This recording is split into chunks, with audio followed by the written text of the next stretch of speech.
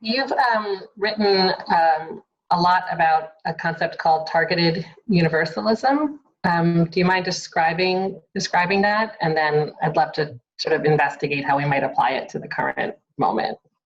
Yes, it's actually a very important both process, practice, but also it's actually a communication strategy as well. So, you know, we sort of grew up in this country with a large percent of the country being enslaved. So the big move was to move from enslaving people to have, I just wrote something saying, you know, the Civil War, it ended, or changed slavery, I should say, because there's that big exception in the 13th Amendment about incarceration. So Blacks were not enslaved, but neither were we free. We're sort of in between spaces. We couldn't really fully participate. We couldn't really easily accumulate wealth. And so, in a sense, we're sort of stuck in this, you know, no place in.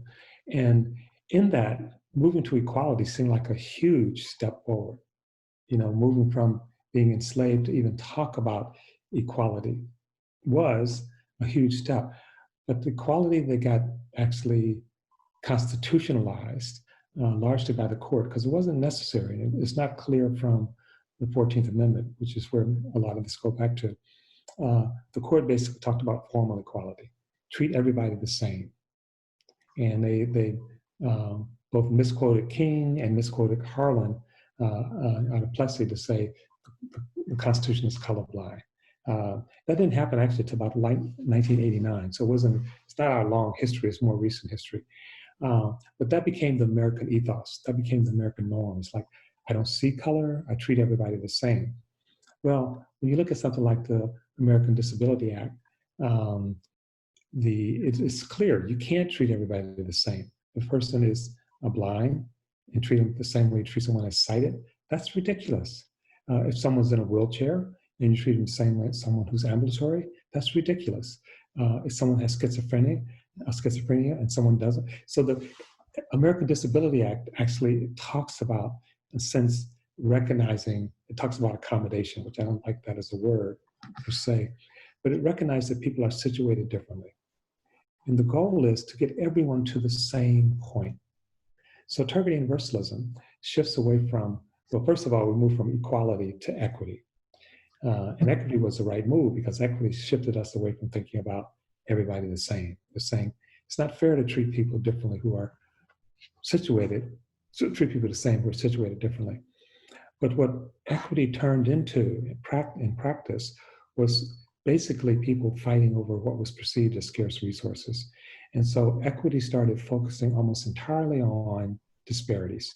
And it would say the favored group, and there was a favored group almost in every case, was doing better than everybody else.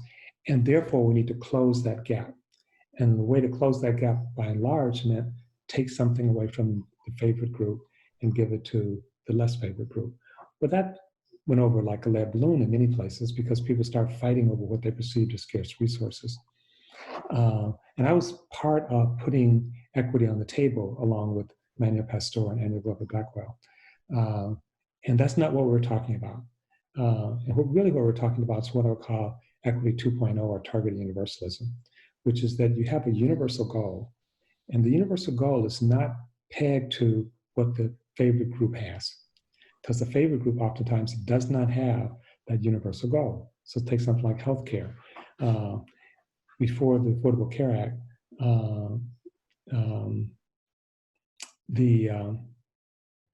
what people refer to as Obamacare, before that was in place, only about 70% of white Americans had decent health care. It was much lower in the 40s for Blacks and even lower for other populations like Native Americans and Latinos. And Asians were closer to whites in that regard. So if you're trying to close the disparity, you say everybody should have 70% healthcare, healthcare insurance, or you could say let's reduce the healthcare of the favored group from 70 down to 45, which was Black. Now the disparity's gone. And disparities matter, but that's not the goal. The goal is not to get everybody at a same level that's bad. So we're not saying, let's make share the misery equally. The goal is to have healthcare insurance and even healthy outcomes, which is different than insurance, for every population, which means whites need to improve, not as much as Blacks or Latinos or Native Americans. Asians need to improve. So targeted universalism say we have a universal goal and targeted strategies based on how people are situated within structures and in relationship to that universal goal. And therefore the strategies will be targeted.